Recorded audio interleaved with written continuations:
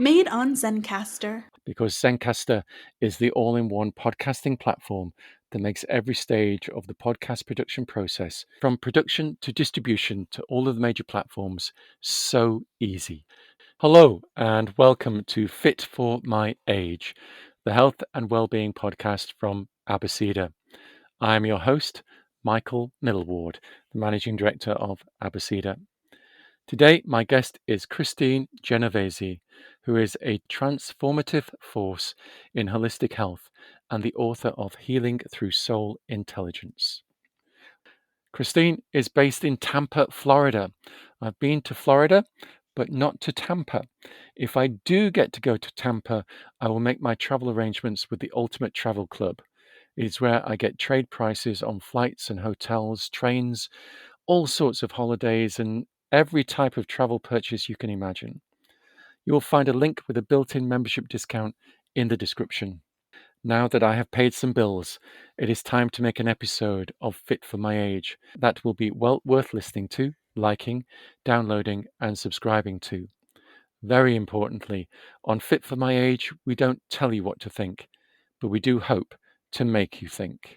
Hello, Kristine. Well, hello. I'm delighted to be here. I am delighted that you are here because it's taken us a little bit of toing and froing to get this organized, but we are now here. Indeed, we are. Shall we start by you giving us a little bit of background around who Kristine Genovese is? Absolutely. Well, given my last name, I'm often referred to as the spiritual gangster. And as I shared with you, I do come by that honestly. I'm originally from New York City, as are my very infamous ancestor, Vito Genovese. But I spend most of my time helping people heal from the inside out using a method that's based in bioenergetics. And what bioenergetics is the correlation between your physical well-being and your mental emotional well-being. It was actually founded in the 1950s by Dr. Alexander Lowen. And it basically says when you don't feel well physically, mentally, and emotionally, you're not doing so hot, and vice versa, which is a lot of common sense to me. But my method actually gets to the root cause of what causes the dysfunction in the body. Now, I wasn't always this spiritual healer and gangster. I came out of the spiritual closet in March of 2020. I spent most of my career as a corporate turnaround specialist trying to find the right people, processes, technology in order for the businesses to thrive and grow. When I was unexpectedly plucked out of corporate America, I was given a wonderful exit package that allowed me about 9 months' time to birth the Soul Intelligence Method. I have been helping hundreds of thousands of people heal ever since. Cool. Sounds really interesting. So you're a business executive who takes the opportunity to sort of review their life and decide that you're going to take a completely different direction and, like you say, pop out of the spiritual closet. Yeah, actually, I think Brandon Bouchard said it great. I think most of us spend a great deal of our time in what we call, or he refers to as our zone of excellence, right? Where you're really good at this role, you're paid very well for it. The people in your life see you as this role, love you in that role, you identify with that role, and you stay in it for a long period of time, typically because, you make a lot of money at it. And then comes a point in your life where you're like, is this all there is? Mm. At that inflection point, I think that for me, it was finally time for me to rise into what we call your zone of genius. And so my zone of genius is really elevating my mission, which is to make the world healthy, mentally, emotionally, physically, spiritually, and ultimately energetically. No small task then.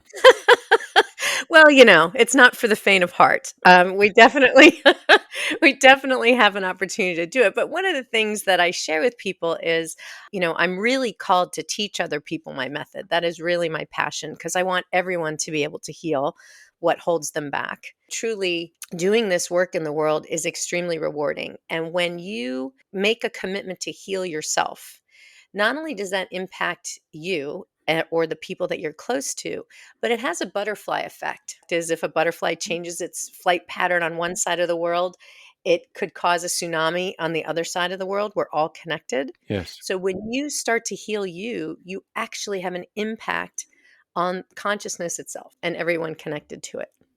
Yes. I can see what you mean, I think. but we'll find out whether a bit about that. But Yeah. what you're saying is that the work that you're doing, your method, is based upon scientific research which dates back to the 1950s. So that wasn't done by you, that was done by scientists. Yes. And what you're doing is taking all of that and you've created a method to make it more accessible to other people. Absolutely. Yeah. I mean, I think if I probably have to kind of rewind a little bit and share with people why the method works in the first place, right? If you go back to grade school, I don't know what you call it in the UK. I think we'd call it primary school because that Primary? Okay. the school up to about the age of 11. Perfect. Okay. So in primary school, we all learned that everyone and everything is energy, right? We're all Hmm. these protons, neutrons, electrons vibrating in an electromagnetic field. Our body has electricity that runs through it. It is mostly made of water, right? We are operating in an electromagnetic field. Like the only way people can hear us right now is a transfer of energy, frequency. It's the same thing as when, people are streaming movies. It just comes out of thin air, right? That's 5G. That's a transfer of information and energy through frequency. And even Einstein said the future of medicine is frequency and vibration. And that's because we are all comprised of energy. And where we put our attention, right, is where our energy goes. I look at our physical body as really our subconscious mind. And the surprising fact that 5% of our mind is conscious. That is where we do all of our strategizing, thinking, calculating, planning. When 95% of what's going on in our mind is in the subconscious. And what does the subconscious mind respond to? Feelings, energy. That's where we hold all our trauma. That's where all of everything is stored. And so you may recall back in the day, there was a book called The Secret. There was also a movie called The Secret, and it talked about positive affirmation. And while that's a great start, that is like the electric charge in the electromagnetic field. Okay, the idea, the intention, the masculine spark. But what collapses the particle wave, what brings things into you, magnifies things to you, is emotion, energy in motion. And where the trouble starts is when energy is no longer in motion, it pools in the physical body and starts to cause dis-ease, dysfunction, or a dissonance in your frequency. And that's typically when you notice something's physically wrong, you go to the doctor. Now, it could be slightly different. Perhaps you and I were having a sidebar conversation earlier. Perhaps you wake up one morning and you have a pain on the left side of your neck. Well, necks represent flexibility. So you're being a little inflexible, or someone's being inflexible with you. On the left side of your body is typically female. So if you have a pain in your neck on the left side, Michael, it could be a girlfriend giving you a hard time. It may not be that you slept funny.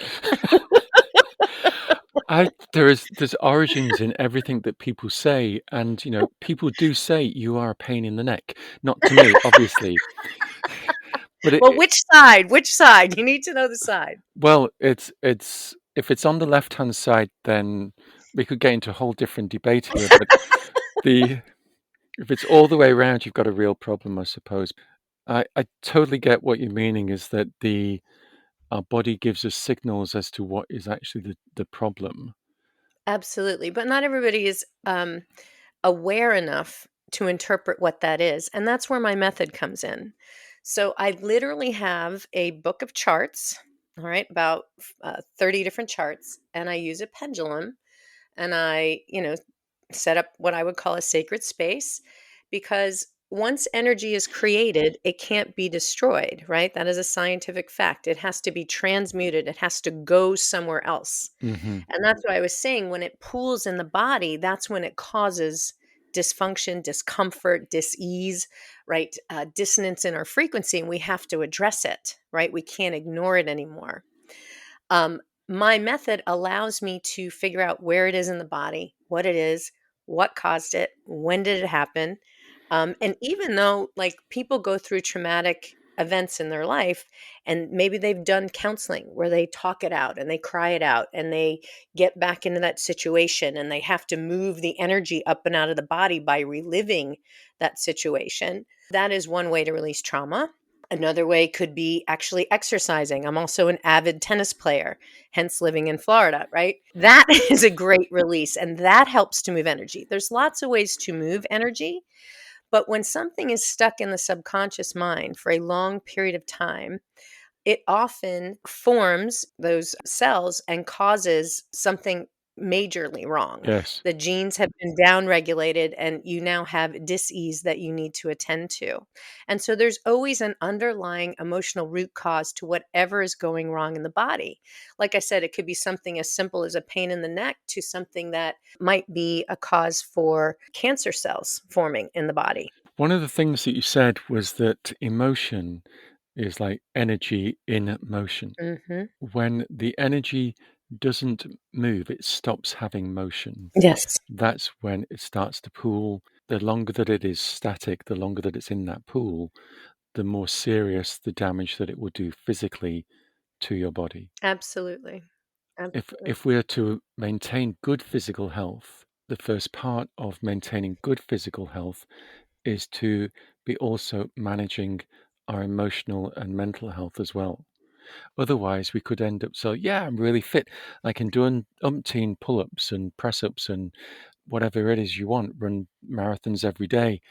But if you could still have that energy, that static energy, which is going to cause problems. Absolutely. I mean, it's also talking about our thoughts, what we think.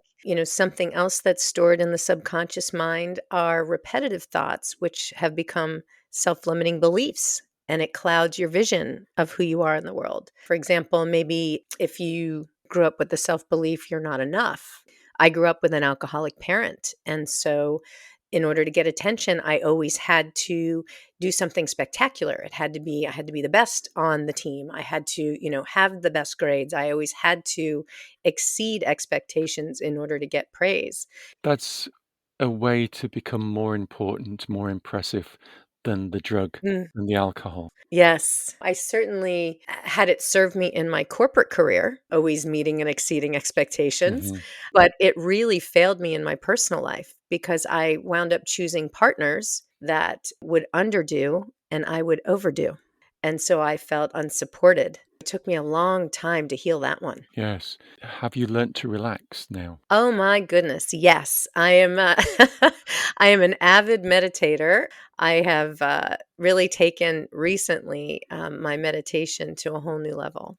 Yeah, it's glorious to where you actually get back your love of life and start operating as your future self instead of your past self all the time.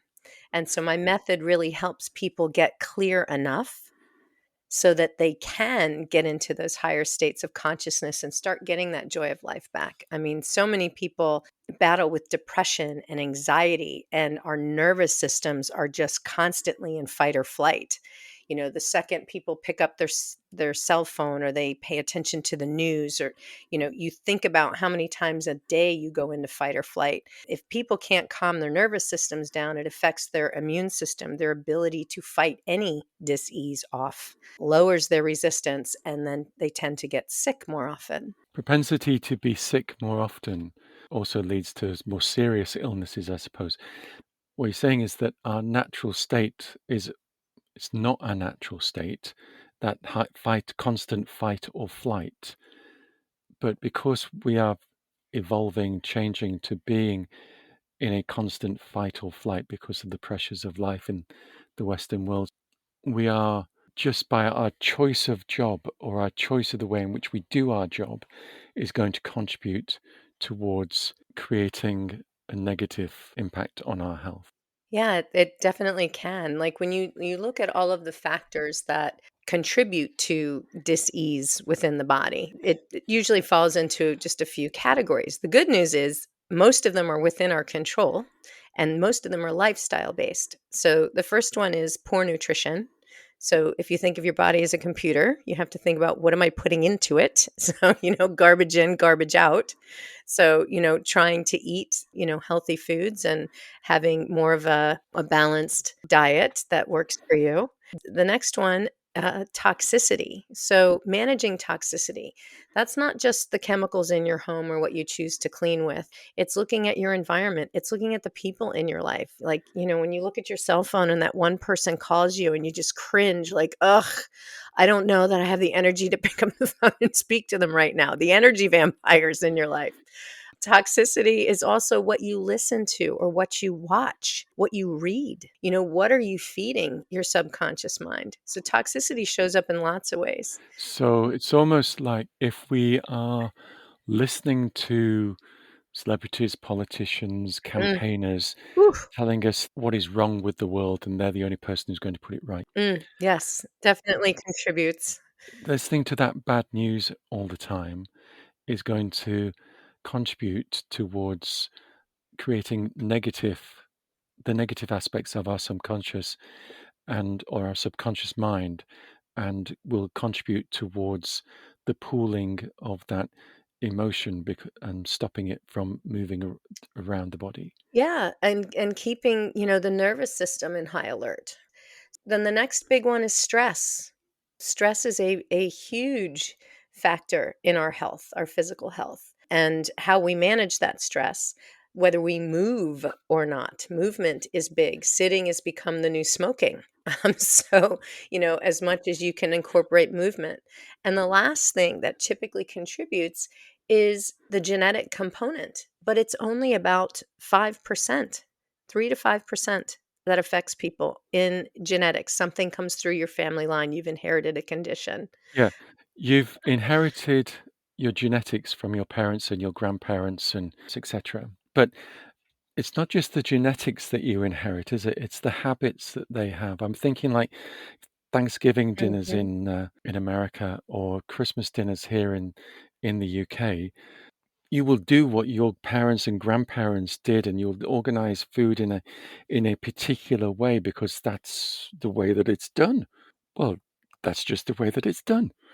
It's all sorts of habits. If your parents were smokers, you're more likely to be a smoker. If your parents worked in an office, you're more likely to work in an office.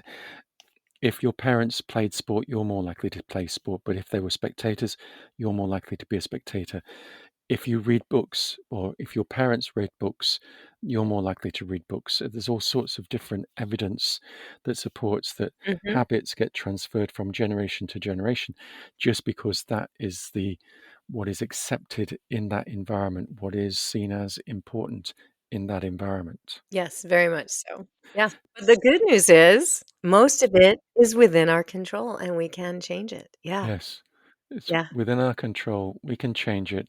That does lead me very nicely onto the question then of like, okay, so what's your advice? You somebody goes through the method, Mhm. the soul intelligence method. They get all sorts of information about where they're at with all sorts of different things, and then they look at it and their stress levels increase, obviously. But how does somebody use the outcome of the soul intelligence assessment to actually then improve life? What do they do? Well, the cool thing is, when someone does a soul intelligence session with me, all they have to do is to show up to a Zoom. That's it. Talk about compliance. You show up and you receive. I typically record the session so that if you do want to go back and listen to it later, you can, but that way you can be fully present. I typically ask whatever needs to move or shift for someone that it comes up. I work in the field of functional medicine, which treats people holistically. So looks at the whole person, not just a specific body system or part.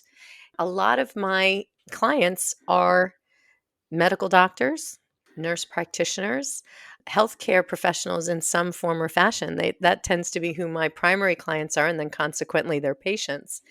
So I remember I was working with this one doctor. She said to me, "Look, I have had this incredibly painful foot pain for months, and I can't seem to get rid of it. No matter what I do, what I try, I'm really desperate. And, I would love to do a session." And I said, "Okay, let's do it." So we, sat down and, just did the Zoom. We did the session. I asked her during the session, I go, what is going on? What are all of these men that are not supporting you? What is that that's going on? I go, it's like a group of men and a separate man. And she goes, oh, I have been in a lawsuit with a construction company. This didn't do, this construction group didn't do what they said they were going to do. They fell through on the contract. I had to get an attorney. My attorney isn't returning my calls, and I didn't get the work done properly. I've got other challenges going on. And so she went on and on and on. And I went, aha, okay, that explains it. I go, so you can't take a step forward, hence your foot pain. So I wound up clearing all the energy that had basically pooled in the foot, in that part of her body. She also had like a sinus infection that wasn't going away. And I said, well, that means you're irritated with one person. It's probably your attorney who won't return your calls. So we cleared that up too. She literally the next morning texted me, you have no idea how impactful that was. She goes, I literally was crawling to the restroom from my bedroom. Like I couldn't put any weight on my foot. And this is a medical doctor. She goes, I was able to walk without a problem and no pain. I said, great. Did you also put your foot up your attorney's backside? Yeah.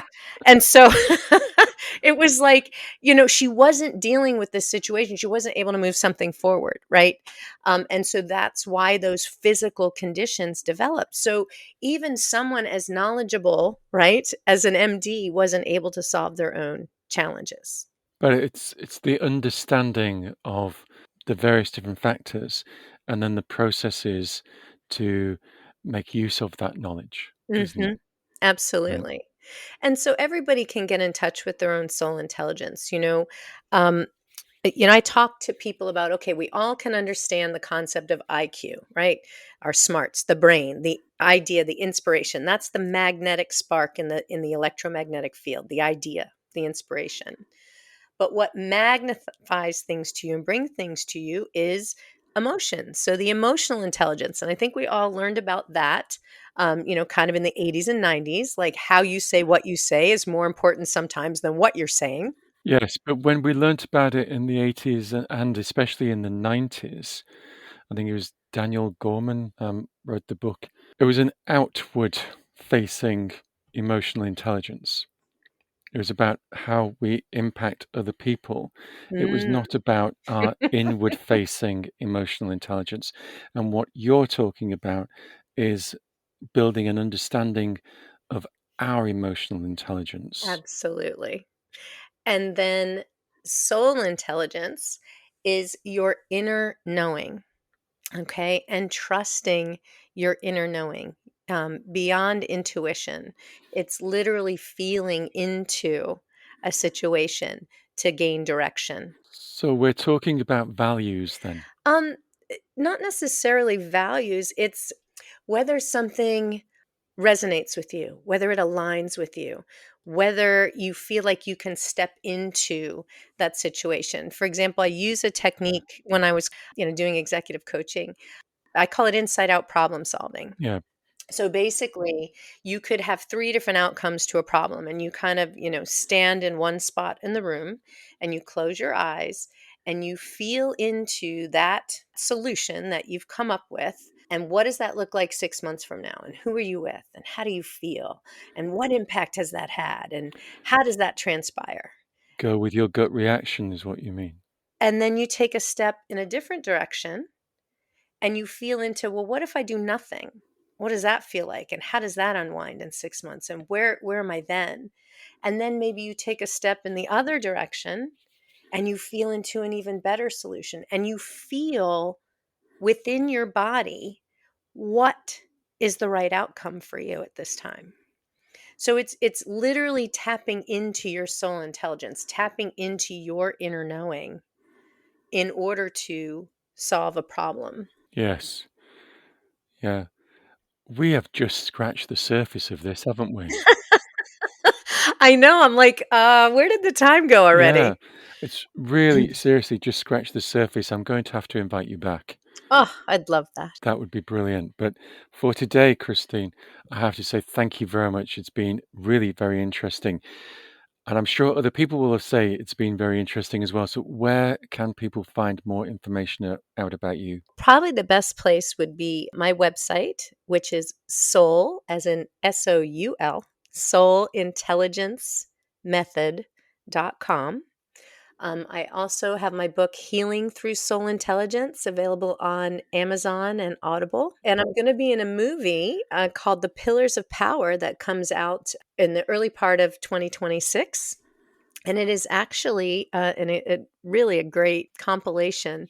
I mentioned The Secret earlier. It's like a 20-year anniversary of The Secret. So there are some of the pioneers of transformation that were in the original movie, like Dr. Joe Vitale and Marie Diamond, Ken Honda, and others, along with today's transformational specialists like myself. Pretty exciting times around here. Great stuff. Yeah, we will put links to everything in the description. But today, Kristine, thank you very much. I've really enjoyed our conversation and you've given me an awful lot to think about. Thank you.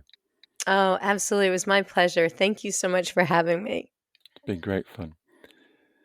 I am Michael Millward, the Managing Director of Abacida, and in this episode of Fit for My Age, I have been having a conversation with Kristine Genovese. You can find out more about both of us at abacida.co.uk. There is a link in the description. At Fit for My Age, our aim is proactive, positive aging. Knowing the risks early is an important part of maintaining good health. That is why we recommend the health tests available from York Test, especially their annual health test. The annual health test from York Test provides an assessment of 39 different health markers, including cholesterol, diabetes, vitamin D and vitamin B12, and all sorts of organ functions, inflammations, etc. The list goes on. The annual health test is conducted by an experienced phlebotomist who will complete a full blood draw at your home or workplace. Hospital standard tests are carried out in a UKAS accredited and CQC compliant laboratory. You can access easy to understand results and guidance to help you make effective lifestyle changes anytime by your secure personal wellness hub account. There is a link and, as you would expect, a discount code in the description. I am sure that you will have enjoyed this episode of Fit for My Age as much as Kristine and I have enjoyed making it. Please give it a like and download it so you can listen anytime, anywhere. To make sure you don't miss out on the future episodes that I will be creating with Kristine, please subscribe. Remember, the aim of all the podcasts produced by Abacida is not to tell you what to think, but we do hope to have made you think. Until the next episode of Fit for My Age, thank you for listening and goodbye.